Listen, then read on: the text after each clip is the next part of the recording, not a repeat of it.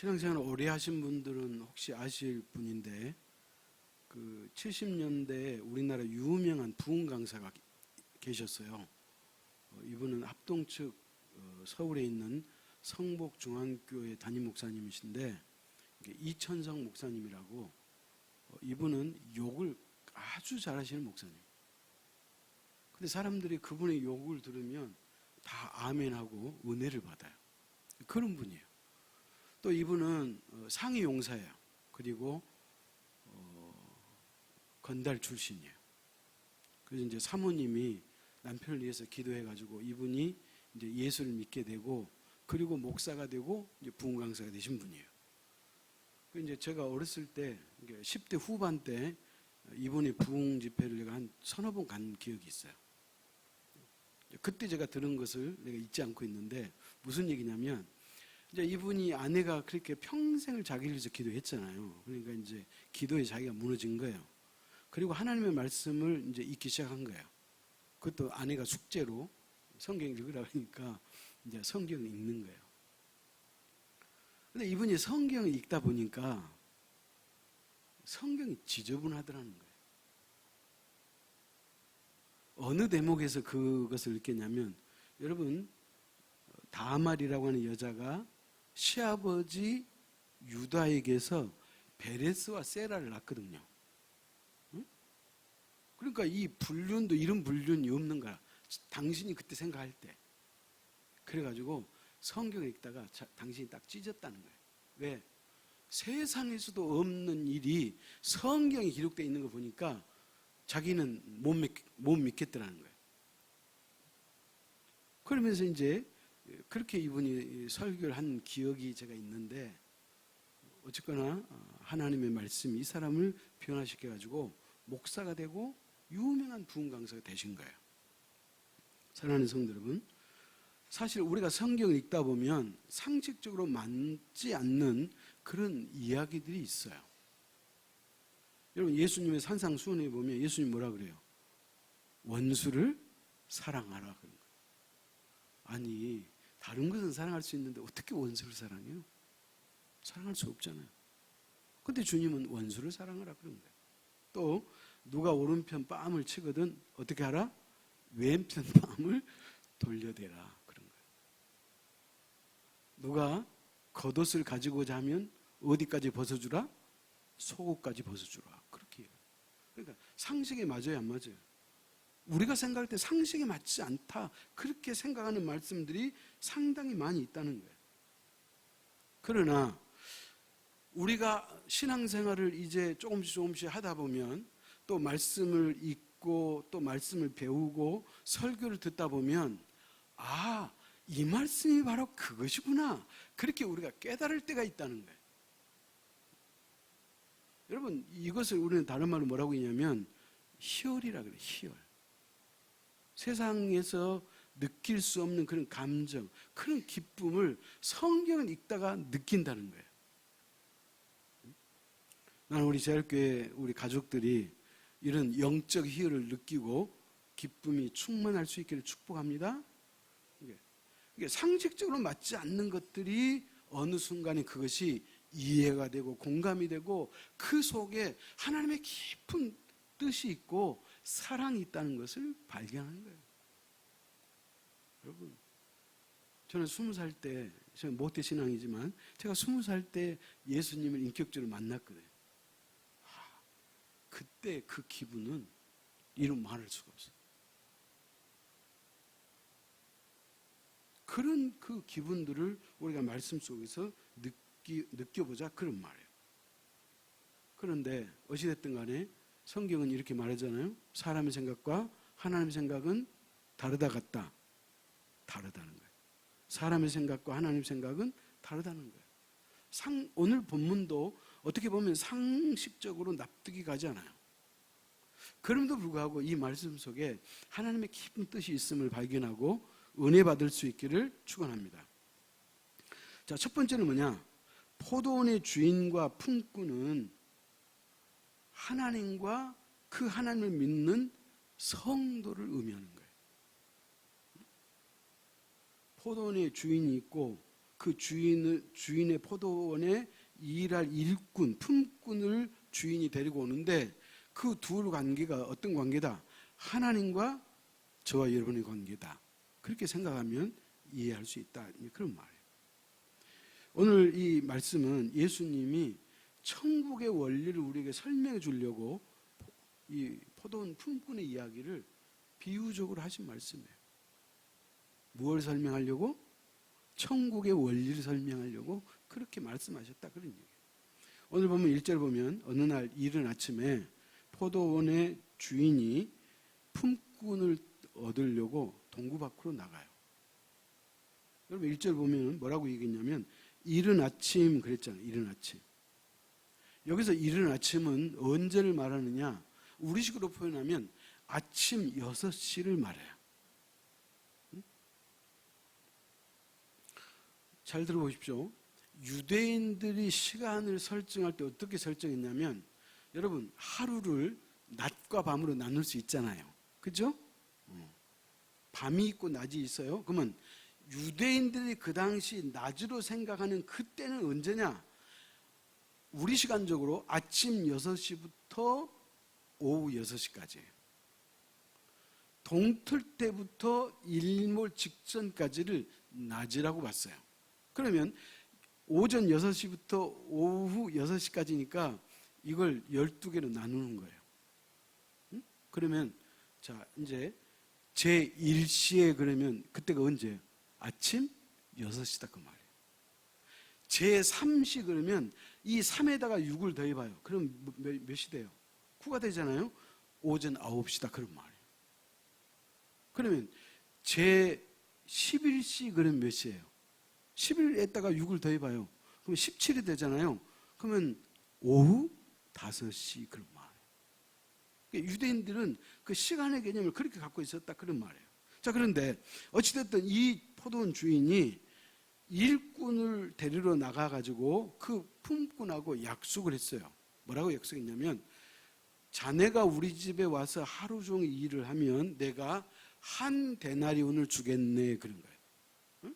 그러니까 노동자의 하루 품삯이 한 데나리온이에요. 요즘에 시골에 일하면 하루 품삯이 얼마예요? 적어도 한 12, 3만 원 되잖아요. 그죠? 그러니까 그게 1데나리온이다 그런 말이에요. 그래서 이제 이 돈을 주기로 하고 일꾼을 데리고 왔다는 거예요. 자, 3절, 4절 교독해 보십시다. 또 제3시에 나가보니 장터에 놀고 서 있는 사람들이 또 있는지라.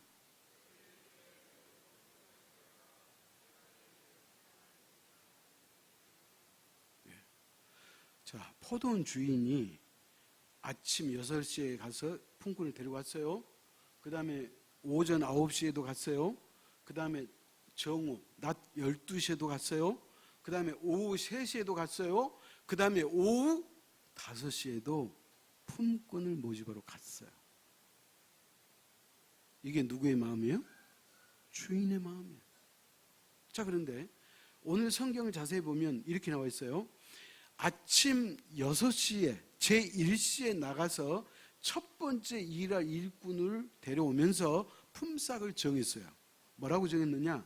한 데나리온 주겠다. 그렇게 정했어요. 그런데 오전 9시, 12시, 오후 3시, 오후 5시에 품꾼에게는 품삯을 정하지 않았어요. 근데 오늘 본문 4절에 이렇게 나왔어요. 하반절에 내가 너희에게 상당하게 주리라 그런 거예요.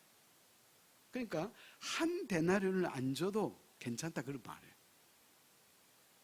이게 품삯이었다는 거예요. 그래가지고 이제 하루가 맞춰졌어요. 오후 6시가 되니까 뭐라 그래요? 그 시간을 시마이 그러잖아요. 일본 말로 시마이. 이게 끝났어요. 그러니까 이 주인이 자기 하인에게 품삯을 오늘 포도원에 와서 일한 일꾼들에게 나눠주어라 이렇게 명령하니까 이 하인이 누구부터 주냐면 제일로 늦게 온 사람, 맨 나중에 온 사람부터 품삯을 주는 거예요. 그럼 맨 나중에 온 사람이 몇 시 왔어요? 오후 5시 왔어요. 오후 5시 와가지고 6시 끝나면 몇 시간 일한 거예요? 1시간밖에 일하지 않았어요. 그러니까 사람들이 궁금한 거예요. 맨 나중에 와가지고 1시간밖에 일 안 했는데 도대체 주인이 품삯을 얼마나 주나 하고 봤더니 세상에 한 데나리온을 그대로 주는 거예요. 한 데나리 뭐예요? 하루 노동자의 하루 품삯을 1시간만 일했음에도 불구하고 다 줬다 이 말이야. 그 다음에 이제 맨 나중에 온 사람이 누구예요? 오후 3시. 근데 주인은 동일하게 한 데나리온을 주는 거예요. 자, 그러다 보니까 아침 6시부터 와가지고 오후 6시까지 12시간을 일한 품꾼들은 무슨 생각을 가지겠어요? 1시간 일한 사람에게 한 데나리온을 준 거 보니까 나는 그래도 12시간을 일했으므로 나에게 주인이 많이 주겠지 이 생각을 갖고 있는 거예요. 그런데 웬걸? 주인은 한 데나리온만 줬다 그런 거예요.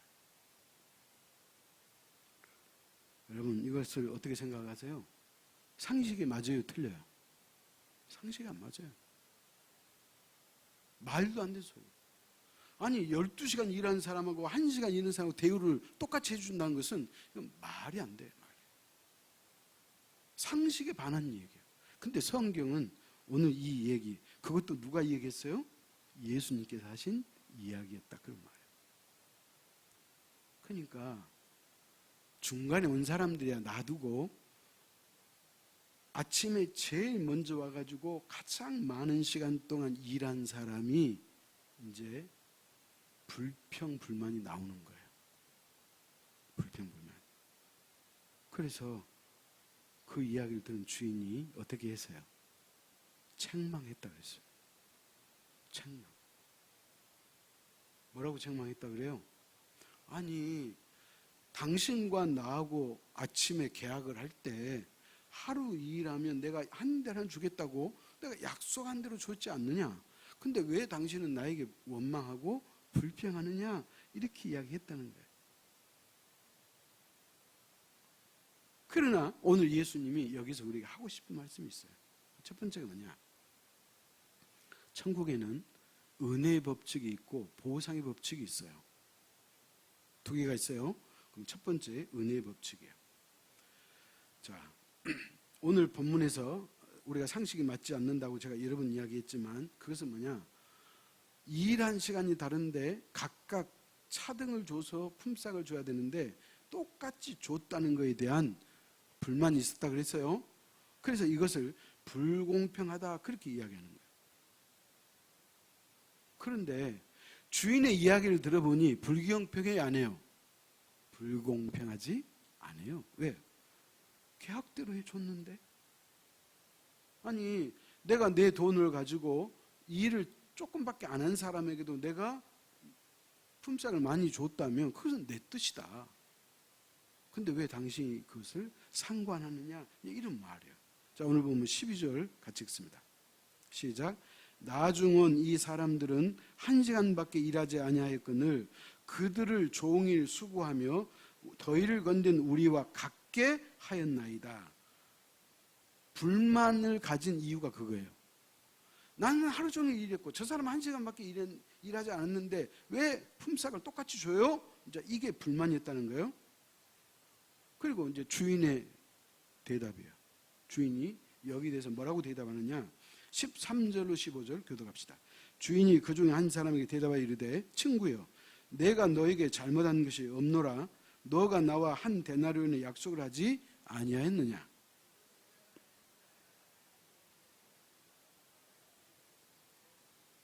읽습니다. 내 것을 가지고 내 뜻대로 할 것이 아니냐? 내가 선함으로 내가 악하게 보느냐? 자, 이것은 뭘 의미하냐면 주인의 주권적 권한이에요. 다시 말합니다. 이건 주인의 권한이에요.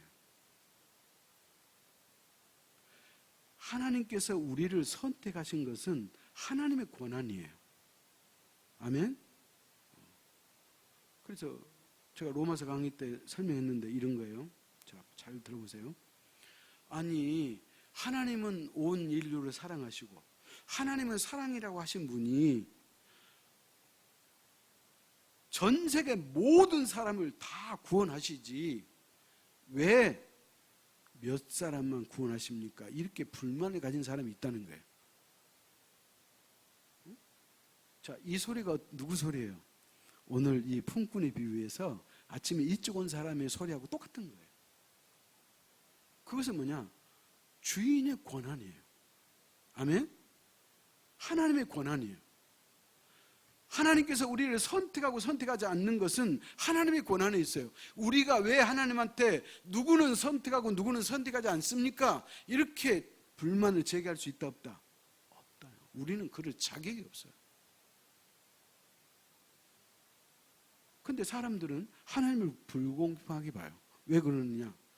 왜 누구는 선택하고 왜 누구는 선택하지 않습니까? 이것을 가지고 하나님을 불만스럽게 보고 불공평하다고 말해요. 그러나 여러분 이렇게 생각하면 돼요. 자, 전 세계 인구가 100명이었다고 가정합시다. 100명이에요. 100명이 다 죄인이에요, 죄인 아니에요? 다 죄인이에요.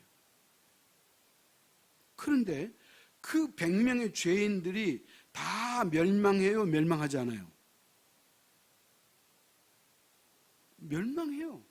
멸망하는 게 당연해요. 그러니까 100명의 사람이 100명이 전부가 다 죄인이기 때문에 100명이 전부 다 물속에 빠져야 되고 멸망해야 돼. 근데 그 중에 몇 사람을 구원해냈다고 해서 불만을 제기할 수 있어요, 없어요?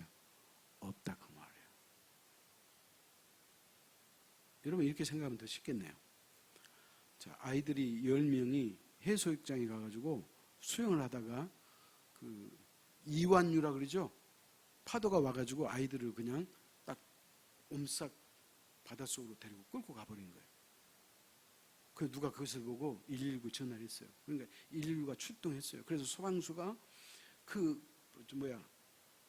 뭐라 그래요? 그 바람, 공기 바람는 걸 뭐라 그러죠? 주부를, 구명조끼를 입고 주부를 가지고 바다로 뛰어 들어갔어요. 아이들을 구원하려고. 그랬는데 그 10명이 이한유에 빠져가지고 허우적거리고 이제 막 곡 숨지기 직전인데 그나마 소방수가 와가지고 들어가가지고 끄집어냈는데 6명을 끄집어냈어. 근데 4명은 못 끄집어내고 죽었어요. 그럼 물어봅시다. 이 4명의 죽은 부모가 소방서의 아저씨한테 와가지고 왜 우리 아들은 구원 못 시켜 끄집어 못 냈냐고 삿대질하고 그 멱살을 잡을 수 있어요? 상식 맞지 않아요. 똑같은 거예요. 하나님이 우리를 구원하시고 구원하지 않는 것은 그건 하나님의 권한에 있는 거예요. 그렇기 때문에 우리는 다른 거 볼 필요가 없어요.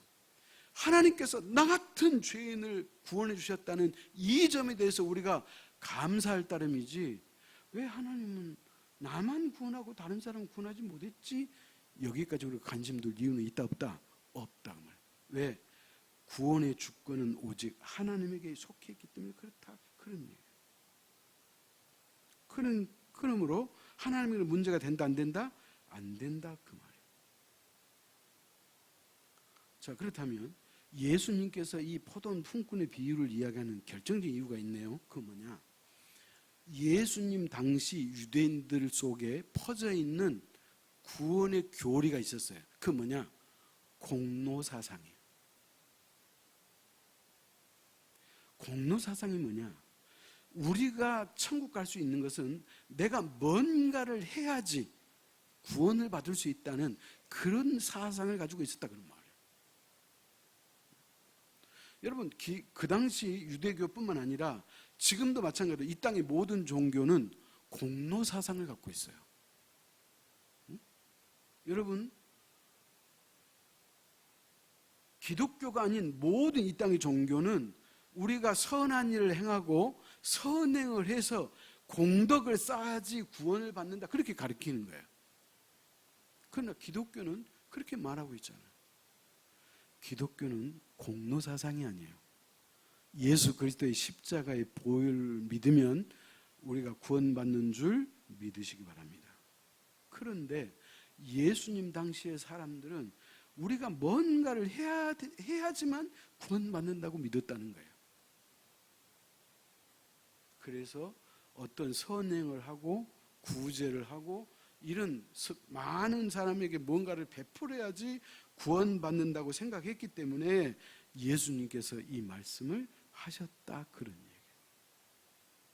사랑하는 성도 여러분, 우리가 구원받는 것은 우리가 노력하고 열심히 했기 때문에 구원받는 게 아니에요.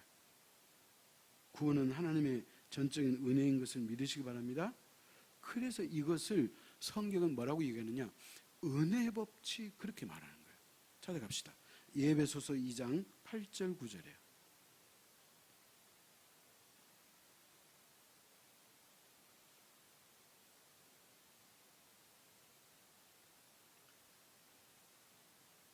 교도합시다. 너희는 그 은혜에 의하여 믿음으로 말미암아 구원을 받았으니 이것은 너희에게서 난 것이 아니요 하나님의 선물이라. 예, 자 봐요. 분명히 말하잖아요. 저와 여러분이 구원받고 천국 가는 것은 행위에서 나온 게 아니라는 거예요. 아멘? 그러면 어디서 나왔느냐? 예수 그리스도가 나를 위해서 십자가에 죽어주셨다는 그 믿음으로 말미암아 우리가 구원을 받았어요. 그렇기 때문에 이것은 하나님의 선물이라, 그렇게 말하는 거예요. 그러므로 자랑할 수 있다 없다? 없다. 우리가 구원받은 것은 자랑할 수가 없어요. 왜? 하나님의 선물이니까. 내가 선행을 하고 내가 구제를 많이 하고 헌금을 많이 하고 내가 주애를 내가 열심히 누구보다 많이 했기 때문에 그 공로로 내가 구원받으면 그것은 구원이 아니에요. 구원받을 수 없어요. 오직 예수 그리스도를 믿음으로 말미암아 구원받는다고 말하고 있잖아요. 그렇기 때문에 우리가 구원받을 수 있는 길은 오직 하나예요. 오직 믿음이에요. 아멘? 그러므로 예수님께서 뭐래요? 그런즉 누구든지 그리스도 안에 있으면 새로운 피조물이라고 그랬잖아요. 그리스도 안에 있다는 말의 의미는 뭐예요? 예수 믿고 그 하나님의 자녀가 됐다, 그런 표현이에요. 아멘? 예수를 믿어야 구원받지 내가 선행을 한다고 구원받은 것이 아니라고 성경은 말하고 있는 거예요. 또 예수님께서 요한복음 6장 24절에 그러잖아요. 나는 길이요 진리요 생명이니 나로 말미암지 않고는 아버지께로 올 자가 없느니라. 예수님 아니고는 결코 구원받을 수 없다고 성경은 말하는 거예요. 그러므로 우리가 공로로 구원받은 것이 아니요 은혜로 구원받았음을 믿으시기 바랍니다.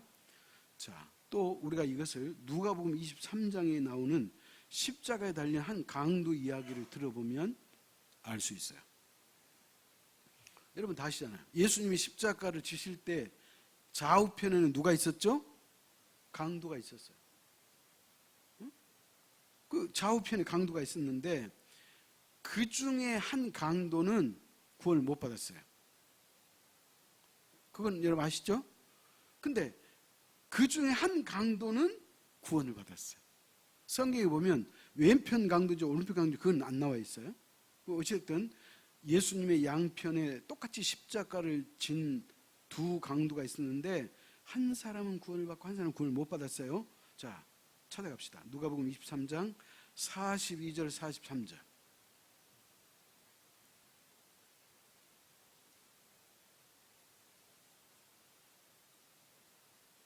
누가복음 23장 42절 43절 교독합시다.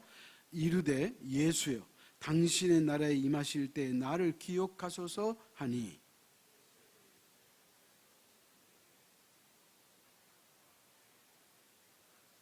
자, 물어봅시다. 그러면 지금 예수여 당신의 나라에 임하실 때 나를 기억해 주십시오 그랬죠? 그랬더니 예수님 뭐라 그래요?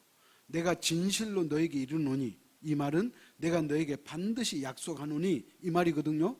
오늘 너가 나와 함께 어디에 있다? 낙원에 있으리라 그러는 거예요. 낙원에 이른다는 말은 뭐예요? 구원받았다 이 말이에요. 아멘? 자, 그러면 물어봅시다.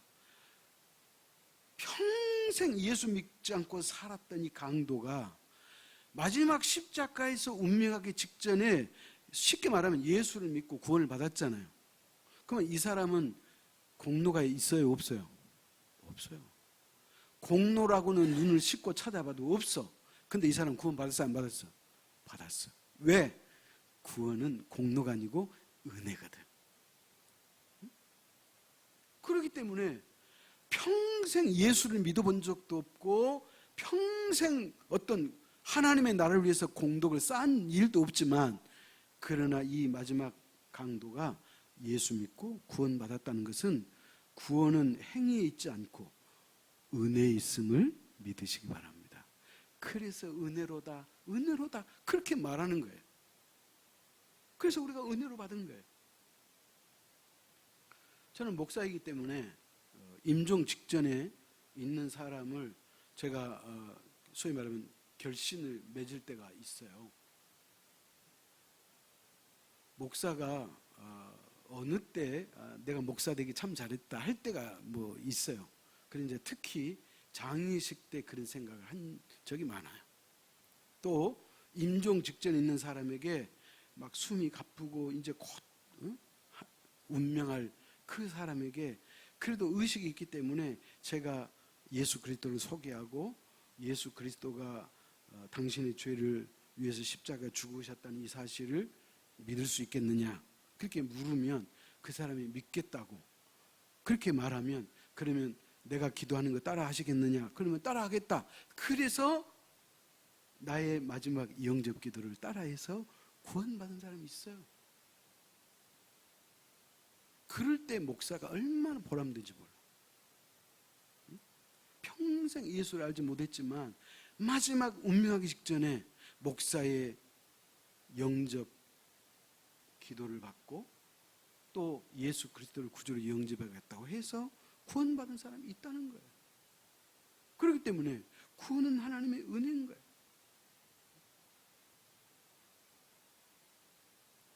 자, 이 대목에서 또 사람들이 이렇게 생각해요. 아주 참 얄궂은 사람들. 어떤 사람이냐? 이런 거예요. 아, 그래요? 그러면 나 평생 세상에서 하고 싶은 거 다 하고 먹고 싶은 거 다 하고 내 마음대로 내가 살다가 운명하기 직전에 내가 예수 믿으면 되지. 이렇게 생각하는 사람이 있어. 아, 진짜로 제가 그 청소년 시절에 내가 전도하고 그러면 애들 가운데 그렇게 말하는 사람이 있거든. 여러분도 그렇게 하고 싶으세요? 그러나 여러분 그렇게 생각하면 안 돼요. 물론 어쨌든 이 사람이 어떤 사람이든지 그 사람이 운명 직전에 예수 그리스도를 진심으로 마음에 영접하면 그 사람 구원받는 것은 사실이에요. 그렇다고 해서 내가 세상에서 내가 마음대로 살다가 내가 마지막 죽기 직전에 내가 예수님 믿습니다. 그렇게 해서 회개하고 구원받으면 되지. 그렇게 생각하면 안 된다는 거예요. 자, 왜 그러냐면 잘 들어보십시오. 천국은 우리가 이 땅에서 죽으면 가는 곳이 아니거든. 천국은 언제부터 시작되느냐? 내가 예수 그리스도를 믿는 그 순간부터 나에게는 천국이 시작되어 있음을 믿으시기 바랍니다. 그렇기 때문에 우리가 이 땅에 발을 딛고 살기 때문에 때때로 고난이 있고 어려움이 있을 수는 있지만, 그러나 우리가 곧 다시 회복하고 어떤 어려움도 아픔도 슬픔도 하나님 원망하지 않고 다시 믿음을 지킬 수 있는 것은 나에게 천국이 와 있기 때문에 그런 거예요. 천국은 죽어서만 가는 게 아니에요. 내가 예수 그리스도를 믿는 그 순간부터 나는 천국 백성인 것을 믿으시기 바랍니다. 그렇기 때문에 세상이 줄 수도 없고 세상이 할 수 없는 참된 기쁨과 평강을 우리가 누리는 거예요. 그렇기 때문에 인생의 마지막에 내가 예수 믿겠다 그렇게 생각하는 어리석은 거예요. 왜 그러느냐? 여러분이 그렇게 생각했다고 가정합시다. A라는 사람이 그래 나는 어쨌든 죽기 직전에 예수 믿고 내가 구원받으면 돼 그렇게 했다고 합시다. 근데 이 사람이 자기 마지막이 언제일 줄 알아요? 몰라요? 모르잖아요. 자기가 생각하지도 않는 그때 하나님께서 그 영혼을 데려가 버리면 그건 회개도 못하고 죽는 거잖아요. 그러니까 그런 생각은 어리석은 생각. 여러분 예수를 내가 되도록 믿는 것은 큰 은혜고 축복인 것을 믿으시기 바랍니다. 찾아갑시다. 고린도후서 6장 2절이에요.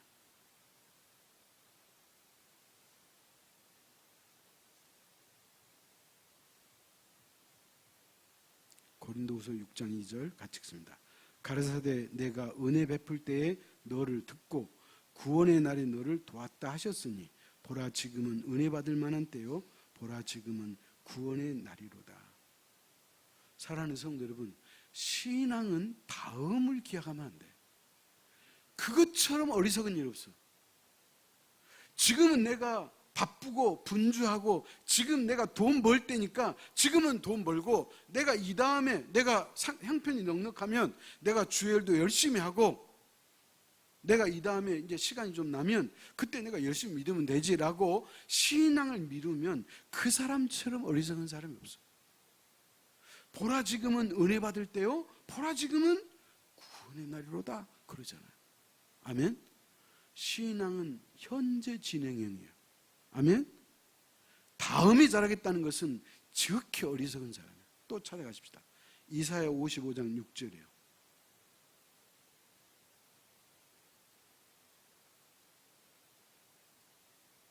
이사야 55장 6절 같이 읽습니다.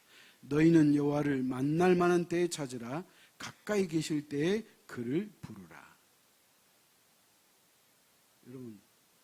여러분 자녀들에게 늘상 했던 얘기 있죠. 야야 공부한 때가 있단다. 공부는 때가 있단다. 때가 있단다. 여러분 그러잖아요. 그래서 왜 여러분은 그 때를 놓치고 있어요? 보라 지금은 뭐예요? 여호와를 만날 만한 때고 가까이 계실 때이기 때문에 그를 부르라 그렇게 말하잖아요. 그렇기 때문에 신앙은 지금이에요. 여러분 삼성그룹의 창업자 이름이 뭐죠? 누구예요? 이병철 씨의 아들이 이건이고 이건희 씨의 아들이 지금 이재용 씨잖아요. 그죠? 그러니까 이병철 이 할아버지 창업자의 일화예요. 이분이 별명이 뭔지 아시죠? 돈병철이었어요. 우리나라 최고의 갑부였기 때문에 그분의 별명이 돈병철이었어요. 근데 이분도 인생을 다 살아보고 나서 신의 존재에 대해서 알고 싶은 마음이 있었어요.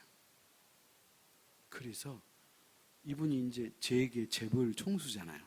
그러니까 주변에 아는 목사님도 있고 스님도 있고요. 또 천주교 신부도 있을 거잖아요.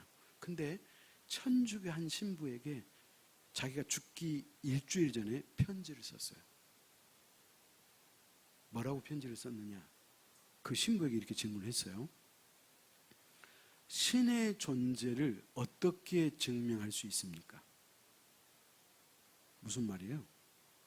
자기는 신앙이 없기 때문에 신의 존재를 어떻게 알 방법이 없다는 거예요. 그러면 신부님께서는 당신이 믿는 하나님의 존재를 있다고 정확히 말하기 때문에 그러면 그것을 나에게 어떻게 증명해 보시겠습니까? 이런 질문이에요.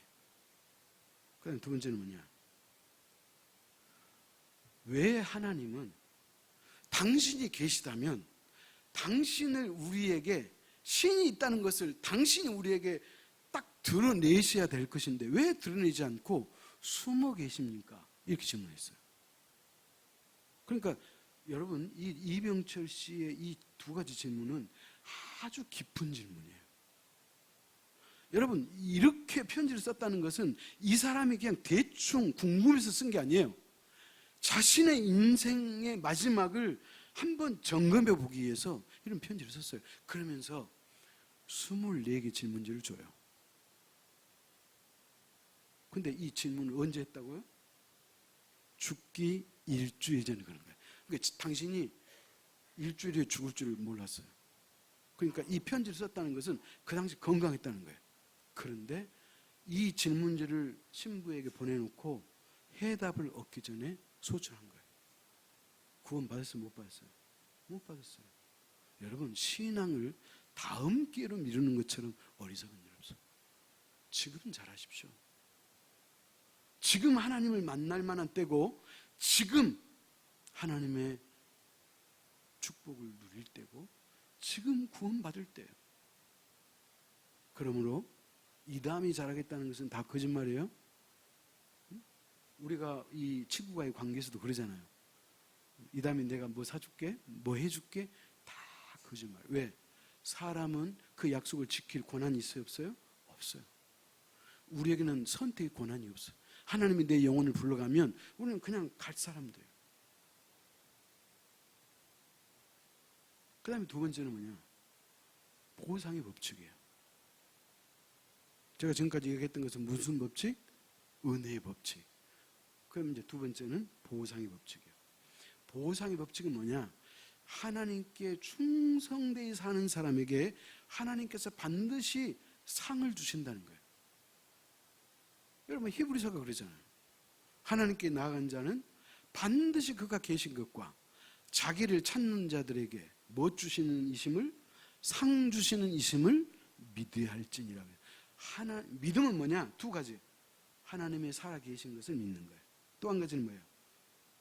이 다음에 자기를 믿는 자에게 뭘 주신다? 상 주신다는 거예요. 그러니까 여러분이, 우리가 다 똑같이 이 자리에 앉아 계시잖아요. 우리 가운데 어떤 사람은 하나님 앞에 정말 열심히 충성하는 사람이 있고 어떤 사람은 별로 충성하지 않는 사람이 있다고 가정을 해봅시다. 그러면 이 다음에 우리가 하나님의 나라에 가면 하나님께서 우리에게 상급을 주시는데 똑같이 주실까요? 차등되게 주실까요? 차등되게 주십니다. 그래서 제가 그러잖아요. 천국은 차별은 없고 차이는 있다, 그 말. 그래서 두 번째가 뭐냐? 보상의 법칙이다, 그런 말이에요. 자, 그러면 생각해 보십시다. 오늘 이 포도원 주인이 품꾼을 대우하는 데 있어서 그 보상의 기준이 뭐냐? 16절에 나와 있어요. 16절.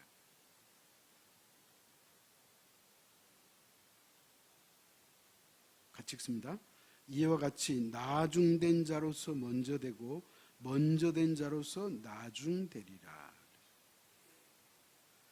제가 이 본문을 지난 한 주 동안 제가 이 설교를 준비하면서 묵상하면서 제가 정말로 내가 그냥 입술에 그냥 말만 하는 게 아니에요. 제가 은혜를 엄청 받았어요.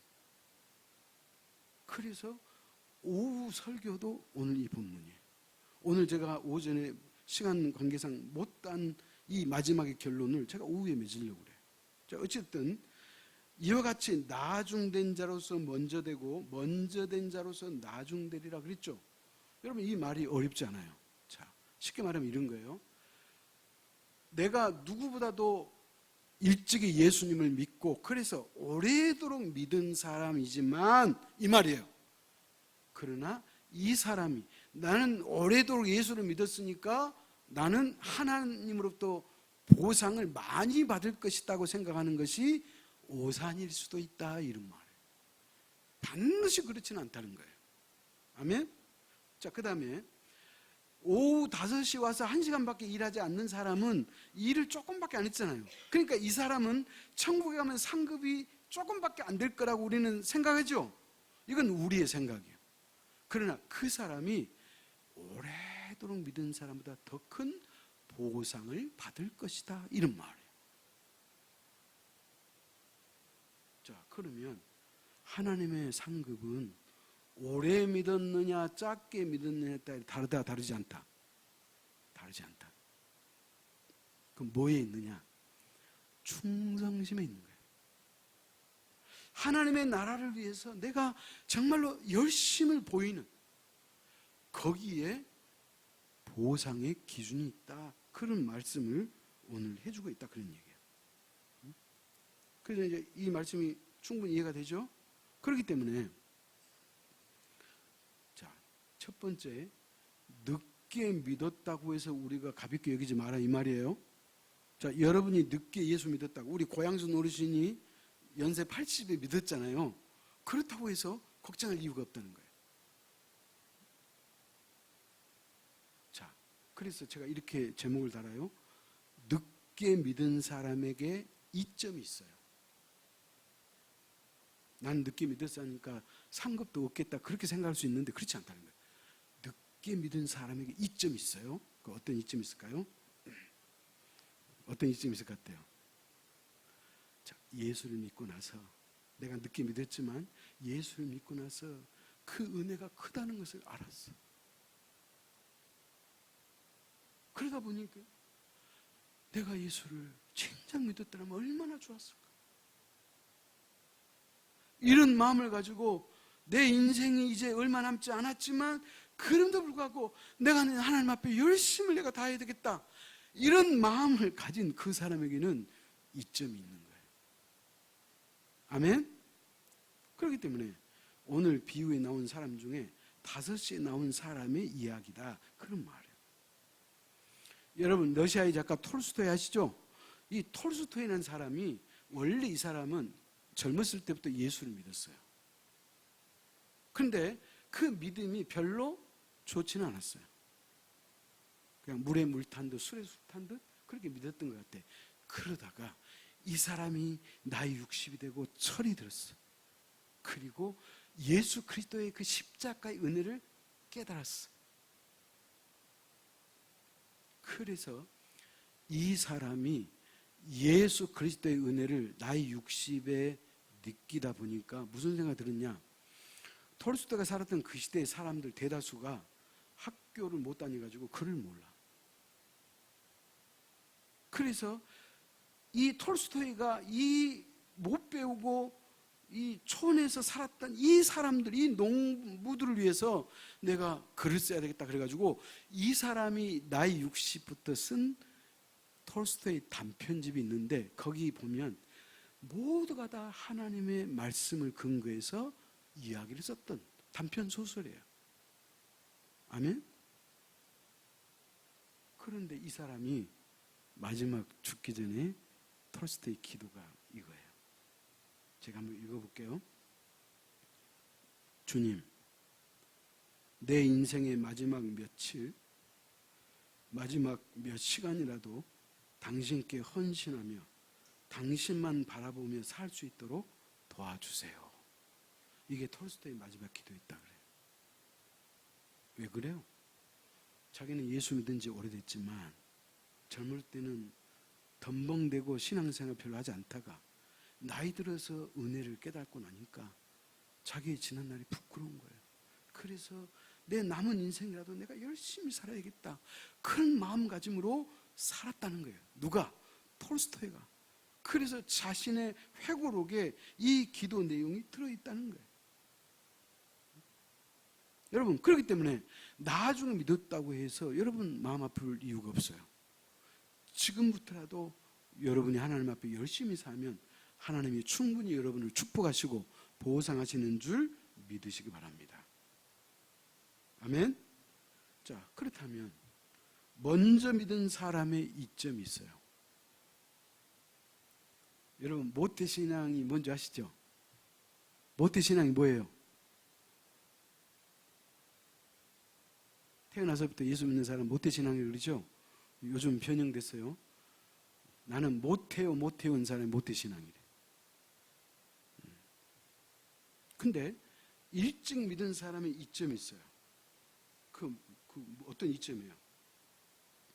내가 신앙생활을 그래도 오래도록 했기 때문에 하나님의 말씀을 그래도 내가 열심을 내지 않았다 할지라도 그 말씀 오래 들었기 때문에 그 말씀이 나에게 쌓이고 쌓여서 그래도 이만큼 신앙이 자라고 성장했다는 거예요. 아멘? 그러니까 이것이 오래 열심 없었다 할지라도 오래 믿은 사람에게 이점이 있다, 이 말이에요. 여러분, 서당계 3년이면 풍어를 읊고 식당계 3년이면 라면 끓인다, 그런 말 있잖아요. 그렇기 때문에 신앙생활 오래 열심히 하지 않았더라도 오래 믿은 사람에게는 분명히 이점이 있다, 이 말이에요. 아멘? 그렇다면 이 사람에게 이점은 뭐냐? 내가 오래 믿었는데 내가 젊을 때부터 열심히 살았으면 얼마나 좋을까? 톨스토이가 그랬다 그랬잖아요. 그렇기 때문에 나는 이제 지금이라도 열심히 살아야 되겠다, 이렇게 마음을 고쳐먹는다면 그 사람에게는 뭐다? 축복이다, 그런 말. 그러므로 사랑하는 성도 여러분, 중요한 것은 뭐냐? 지금이에요.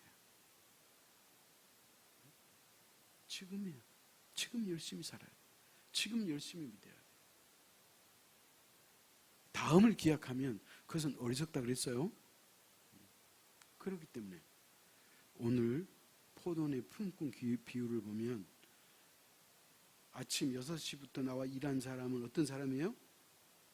모태신앙이에요. 처음부터 예수 믿은 사람. 오래도록 예수 믿은 사람.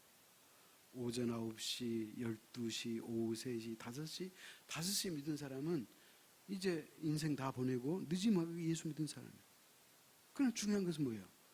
이 사람들 다 한 데나리온을 받았다는 거예요. 데나리온은 뭐냐면 하나님의 약속이라는 의미거든. 아멘? 그렇기 때문에 늦게 믿으나 일찍 믿으나 하나님의 약속을 받았어. 그렇기 때문에 그것은 뭐예요? 우리에게 축복이에요. 그러므로 이 은혜를 평생 잊지 말고 기억할 수 있기를 축원합니다. 그래서 하루하루를 감사함으로 사는 거예요. 여러분, 우리 인생 얼마나 감사해요. 그리고 또 한 가지, 이제 인생의 마지막 시한이 있어요. 오후 6시가 되면 이제 일 그만두잖아요. 하나님께서 우리에게 이 땅의 수고를 그치라 그러면 이제 우리는 이 땅의 수고를 그치는 거예요. 수고를 그친단 말의 의미는 뭐예요? 하나님의 나라 갈 시간이다, 이 말이에요. 하나님이 저와 여러분의 영혼을 데려가시겠다, 그런 말. 그렇다면 그 시간이 언제인지 알아요, 몰라요? 몰라요.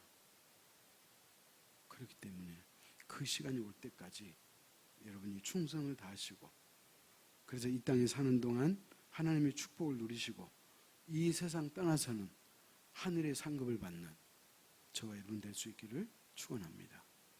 기도하겠습니다. 하나님 아버지, 하나님의 깊고 그리고 섬세하신 그 하나님의 말씀을 우리에게 들려주시려고 2000년 전에 그리스도께서 말씀하시고 주님의 제자 가운데 한 사람이 이 말씀을 기록해 놓았다가 오늘 이 시간 이 말씀을 우리에게 열어 보여주시니 하나님 감사합니다. 아버지 하나님, 우리가 이 땅에 살다가 언젠가는 이 세상을 떠날 터인데 하나님의 나라에 들어가느냐 들어가지 못하느냐, 내가 구원을 받느냐 못 받느냐는 나의 행실에 있지 않고 나의 노력에 있지 않고 나의 선행에 있지 않고 오직 하나님의 은혜에 있음을 감사합니다. 아버지 하나님, 우리가 지금까지 하나님 앞에 잘못 살아왔다면 우리는 당연히 지옥 갈 수밖에 없는 것인데, 다행히 행위로 구원받는 것이 아니고 은혜로 구원받기 때문에 하나님 감사합니다. 예수 그리스도가 나를 위해서 십자가에 죽으셨고 그 십자가의 보혈로 말미암아 우리가 죄의 용서함을 받고 하나님의 자녀가 되고 구원받은 백성이 된 것을 진심으로 감사합니다. 그러므로 아버지 하나님, 이제부터는, 지금 이 순간부터는 하나님이 나를 구원해 주신다는 이 구원의 확신을 가지고 이제는 바르게 하나님을 열심히 섬기고 충성하며 봉사하며 살아갈 수 있는 하늘 백성이 되도록 우리 모두를 축복하여 주옵소서.